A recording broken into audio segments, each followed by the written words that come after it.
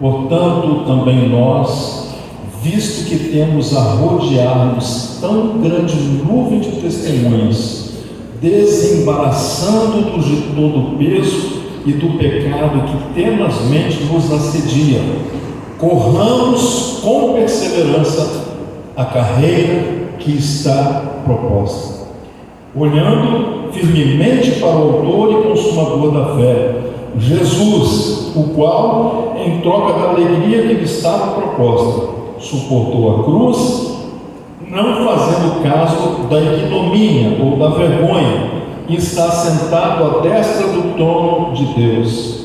Considerai, pois, atentamente aquele que suportou tamanha oposição dos pecadores contra si mesmo, para que não vos fastigueis, desmaiando em vossa alma. Como o texto é pequeno, eu quero ler esses 3 versículos novamente com os irmãos. Então vamos ler lá no Data Show para a gente falar a mesma linguagem. Vamos lá? Portanto, também nós, visto que temos a rodear-nos tão grande nuvem de testemunhas, desembaraçando-nos de todo o pecado, peso e do pecado que tenazmente nos assedia, corramos com perseverança a carreira que nos está proposta, olhando firmemente para o autor e consumador da fé, Jesus, o qual, em troca da alegria que lhe estava proposta, suportou a cruz, não fazendo caso da ignomínia, e está sentado à destra do trono de Deus. Considerai, pois, atentamente aquele que suportou tamanha oposição dos pecadores contra si mesmo, para que não vos fatigueis, desmanhando em vossa alma. A irmã Luzmar, há 2 semanas atrás, trouxe uma mensagem aqui, cujo tema falava sobre o que poderá nos separar do amor de Cristo Jesus, dentre outras coisas que ela falou. O que poderá nos separar do amor de Deus que está em Cristo Jesus? Muitas coisas podem nos separar. E parece que as opções de coisas que podem nos separar do amor de Deus estão cada vez mais atraentes, mais sedutoras, e tudo que nesse mundo está vindo à existência é para nos separar de Deus, é para nos afastar do amor de Deus, é para nos fazer ficar longe da mão de Deus. A irmã pregou aqui, nos Mar, disse: ó, a mão de Deus está aqui assim, ó. Se eu me coloco debaixo da mão de Deus, eu sou abençoado. O Senhor Deus nunca vai retirar a sua mão, mas somos nós que saímos debaixo da mão de Deus, debaixo da proteção de Deus. Então a pergunta preocupante do apóstolo é: o que poderá separar você do amor de Deus?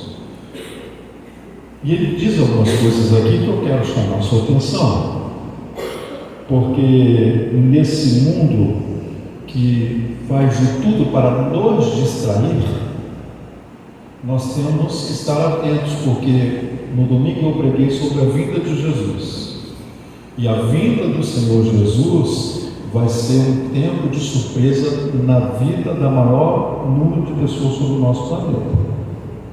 A vinda do Senhor Jesus, a maior parte das pessoas do planeta não vão estar aguardando o Senhor.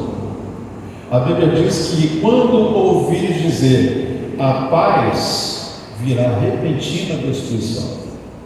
Então, quando todo mundo achar que não, agora está tudo em paz, foi feito acordos, agora está tudo bom, aí o Senhor diz: ficai atentos, que é na hora que nós achamos que está tudo em paz que o Senhor virá. E meus irmãos, desde menino, o assunto que sempre me fascinou, sempre me ardeu no coração, é o assunto da vinda de Jesus. A vinda de Jesus. E eu penso que esse assunto deve tomar a nossa mente pelo menos uma vez por dia. Quando nós passamos por lutas, por tentações, por provas, nós temos que nos lembrar que isso é para pouco tempo, que em breve Jesus voltará e nós estaremos com Ele para todo sempre. Mas aqui nesse texto, nessa carta aos Hebreus, ele diz, em primeiro lugar, que nós estamos rodeados de uma grande nuvem de testemunhas. Nós temos pessoas que nos olham como cristãos, nós temos um mundo espiritual que também está nos olhando. E qual o mundo espiritual que está nos olhando? É Deus, o Pai, Deus, o Filho, Deus, o Espírito Santo? Não, não é só Deus. A Bíblia diz que existe um mundo espiritual caído, os demônios, que ficam na espreita, doidinhos para nos levar ao tribunal de acusação. Você sabe o que é um tribunal de acusação?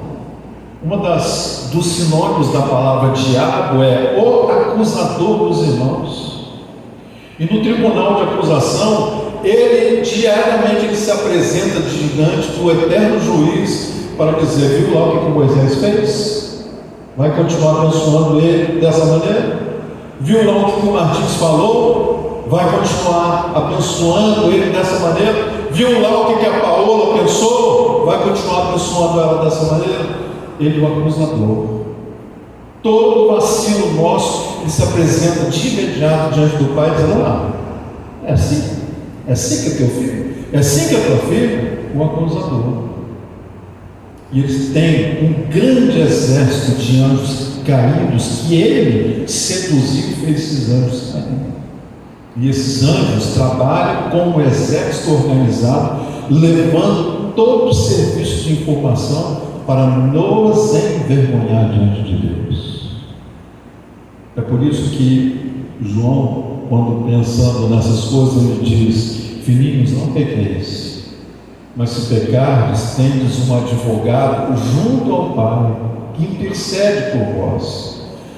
O pecado na vida do crente não pode ser uma prática diária, é um acidente.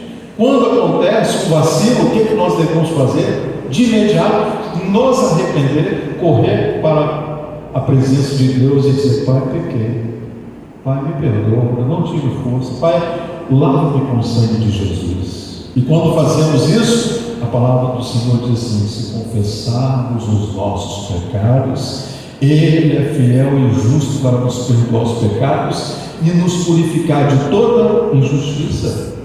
Então, o crente, como eu falei esses dias aqui, não tem uma multidão de pecados, porque todo dia nós nos arrependemos, todo dia o Pai nos perdoa e todo dia o Pai nos retorna para a posição de filhos amados, porque Ele, com o seu sangue, nos torna alvos como a neve, conforme foi descrito ontem aqui para as crianças, Salmo 51, 7, se não me engano. Aí diz a carta aos Hebreus: portanto, vocês precisam lembrar que vocês não estão sós naquilo que fazem. Vocês são rodeados por uma tão grande nuvem de testemunhas. Que nuvem é essa? Nuvem de gente, nuvem de demônios e nuvem de anjos, de seres celestiais, que estão celestialmente, desce, sobe, desce, sobe, desce, sobe. É aquela escada que Jacó viu quando teve um sonho no deserto, que ele viu anjos subiam e desciam. Por que ele viu esse tramitar de anjos naquelas escadas celestial? Porque incessantemente, infinitamente, o Senhor Deus, o nosso Pai, Ele envia do céu os anjos para nos livrar e para nos guardar. Se não fosse a intervenção dos seres celestiais, dos anjos, nós não estaríamos aqui, irmãos. Quando nós estivermos na eternidade com o Pai, todas essas coisas que nós não vemos vão nos ser relatadas, dos livramentos. Irmãos, aconteceu uma coisa aqui sobrenatural aqui dentro do homem, eu não sei se perceberam isso. O irmão Josué estava aqui fazendo sorteio para as crianças, todo mundo saiu aqui, as criancinhas todas praticamente receberam. Acho que tinha um visitante aqui da Caixa, um menininho cabelinho encaixadinho, bonitinho. Ele veio aqui pedindo eu também quero, o Josué. Aí o Josué falou assim: espera aí que vai ter para todo mundo, estava fazendo sorteio. Aí ele pegou e voltou. Na hora que ele estava no meio, o Josué chamou a senha, que era do menino. Quem viu isso aqui? Vocês acham que aquele acaso é Deus intervindo? É Deus intervindo, irmãos.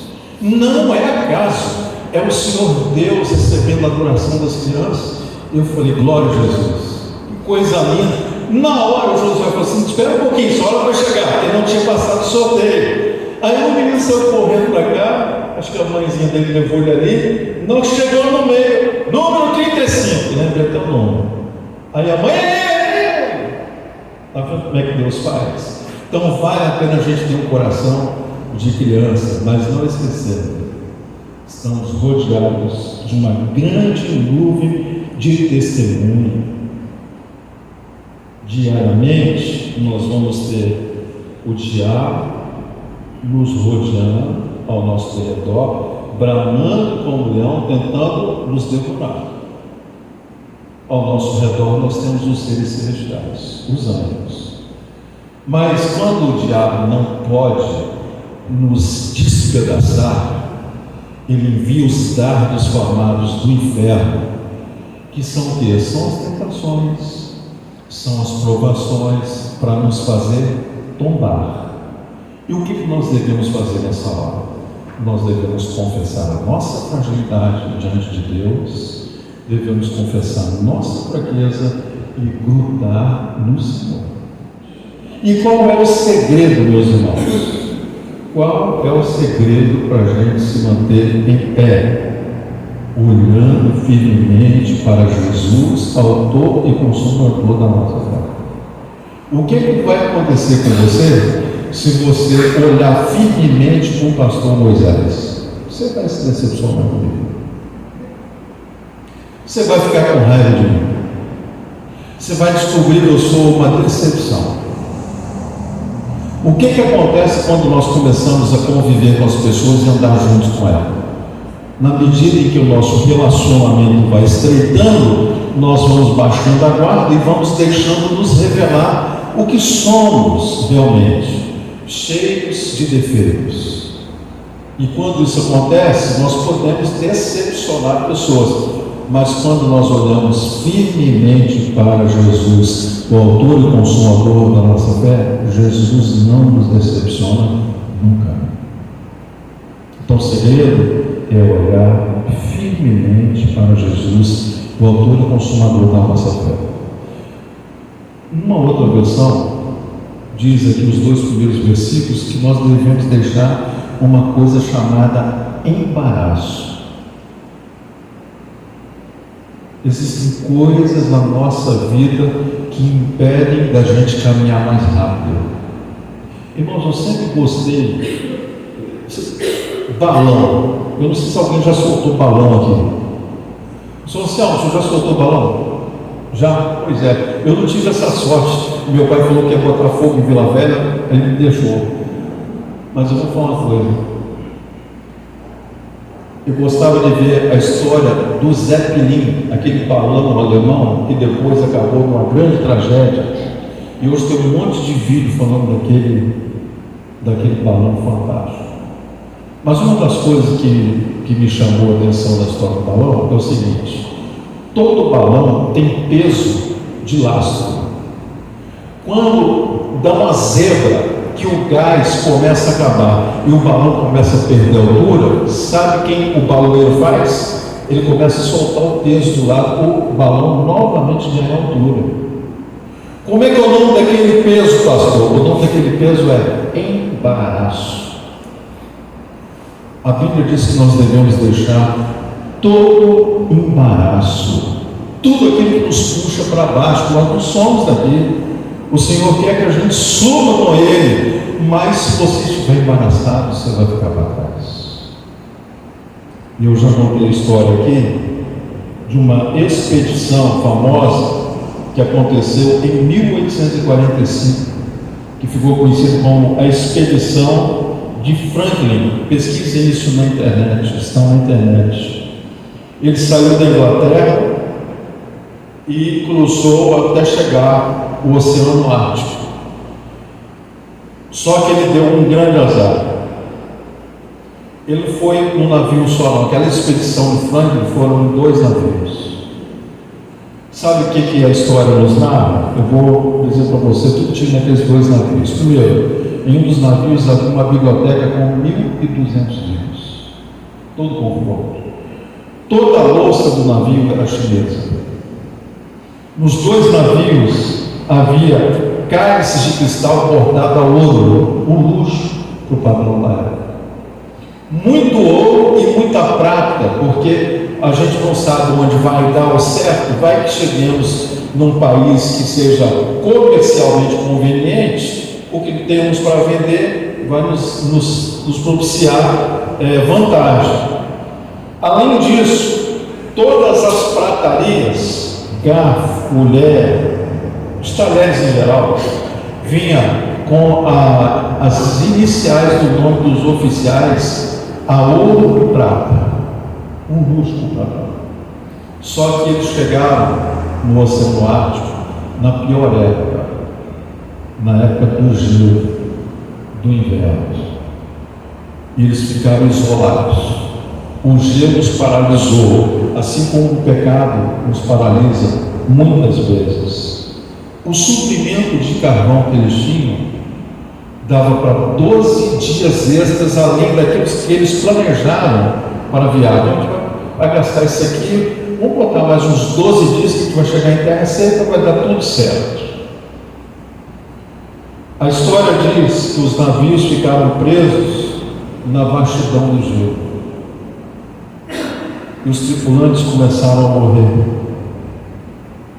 Todos eles morreram. 2 corajosos oficiais tiveram uma brilhante ideia. Vamos pegar 2 trenós enquanto dá, porque esse negócio de ficar comendo carne humana não dá certo. Então, vamos pegar e vamos colocar tudo que é de valor e vamos bombar aqui, ó. Vamos embora. Eles conseguiram andar alguns quilômetros com seus trenós abarrotados de ouro e de prata. Mas eles morreram. O ouro e a prata não puderam fazer nada. Por quê? Porque eles saíram com embaraço. A Bíblia diz que nós devemos deixar todo embaraço. O que é o embaraço? Eu vou falar com os irmãos rapidamente para você saber o que é o embaraço, porque já sabemos que é perigoso você andar com aquilo que puxa você para trás ou para baixo. Embaraço é peso. Geralmente, embaraço é aquilo que nós não precisamos e que vamos colocando na nossa vida.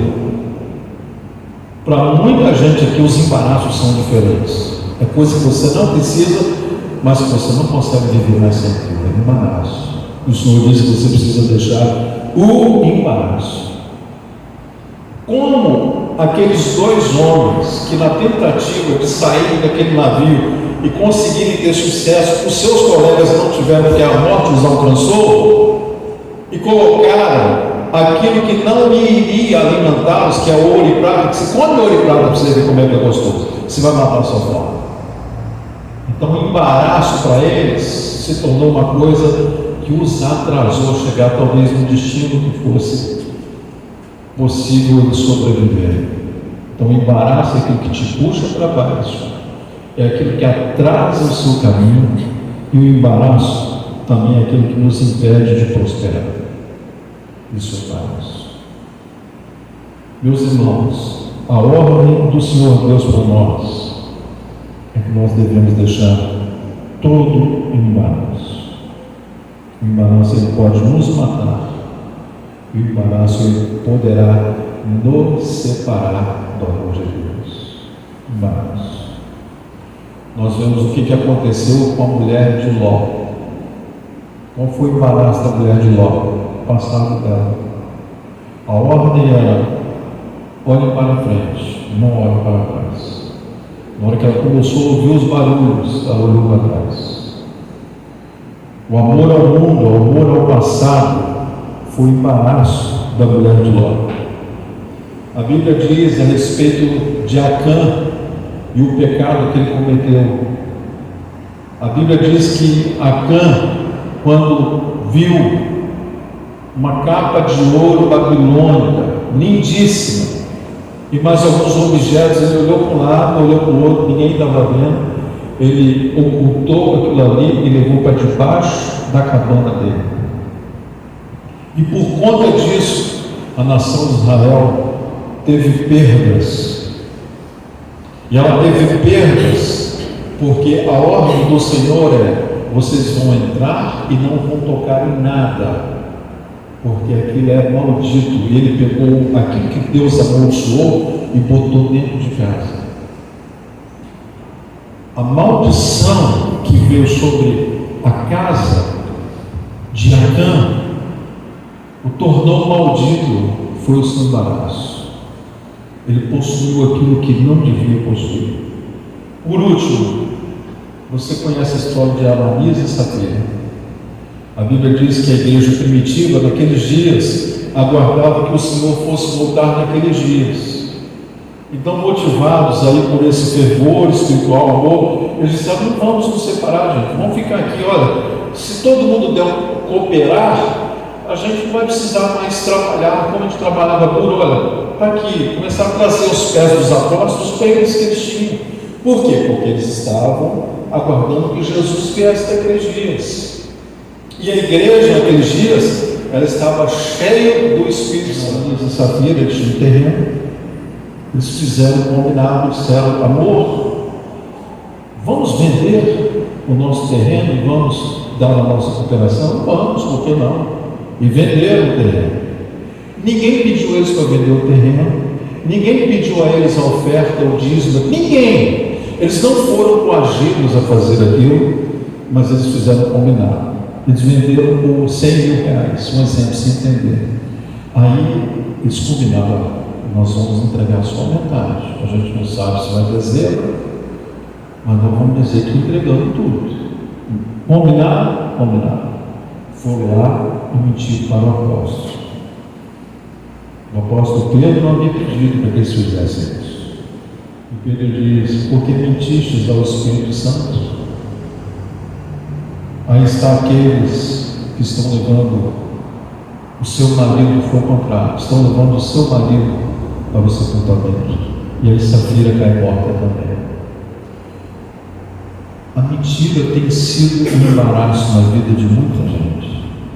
A mentira poderá deixar você para trás no dia do arrebatamento. A mentira poderá separar você do amor de Deus que está em Cristo Jesus, o nosso Senhor. Eu quero ler por último, para a gente encerrar, Romanos 8, 35, que a palavra do Senhor nos diz: quem nos separará do amor de Cristo? Será tribulação, angústia, perseguição, fome, nudez, perigo ou espada. Como está escrito: por amor de ti somos entregues à morte o dia todo, e fomos considerados como ovelhas para o matadouro. Em todas estas coisas, porém, somos mais do que vencedores por meio daquele que nos amou. Porque eu estou bem certo de que nem a morte, nem a vida, nem os anjos, principados, as coisas do presente, nem as coisas do porvir, nem os poderes, nem a altura, nem a profundidade, nem qualquer outra criatura poderá nos separar do amor de Deus que está em Cristo Jesus, o nosso Senhor. O que pode nos separar do amor de Deus que está em Cristo Jesus, o Senhor? São as dificuldades? Não são as dificuldades, mas são os embaraços. As dificuldades, elas vêm na nossa vida para nos promover para o próximo degrau, para o próximo platô. Na prova, Deus intenciona nos aprovar e nos promover. Mas o embaraço são coisas que brotam da nossa própria volúpia, do nosso próprio desejo carnal. E essas coisas que brotam da nossa carnalidade, o conselho bíblico é: deixe todo o embaraço e o pecado que tão de perto nos rodeia. Prossigamos para o alvo que é Cristo, olhando firmemente para Jesus, o autor e consumador da nossa fé. Que Deus nos abençoe. Quero orar com os irmãos. Depois nós vamos cantar um hino.